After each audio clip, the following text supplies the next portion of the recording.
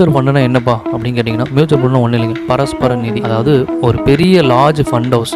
இதில் நிறைய விதமான ஃபண்டுகள் அவைலபிளாக இருக்குது. இதில் உங்களுக்கு தகுந்த மாதிரி நீங்கள் ஒரு சிறந்த ஒரு மியூச்சுவல் ஃபண்டை செலக்ட் பண்ணி அதில் நீங்கள் ஒரு நீண்ட கால அடிப்படையில் ஒரு முதலீடு நீங்கள் பண்ணிட்டு இருக்கீங்க அப்படின்னா உங்களுக்கு ஒரு நல்ல ஒரு பெனிஃபிட்ஸை கொடுக்கும், ஒரு நல்ல ஒரு ரிட்டர்ன்ஸை கொடுக்கும். இதுதான் இந்த மியூச்சுவல் ஃபண்ட். இந்த மியூச்சுவல் ஃபண்டில் எதில் இன்வெஸ்ட் பண்ணுறாங்க அப்படின்னு பார்த்தீங்கன்னா, பங்கு சந்தைகளுக்கும் பங்குகள் மீதும் கடன் பத்திரங்கள் மீதும் பிறதர பத்திரங்கள் மீதும் இவங்க இன்வெஸ்ட் பண்ணுறாங்க. மியூச்சுவல் ஃபண்டுங்கிறது ஒரு பங்கை சார்ந்தோ ஒரு இன்வெஸ்ட்மெண்ட்டை சார்ந்தோ இவங்க இன்வெஸ்ட் பண்ணுறது கிடையாது.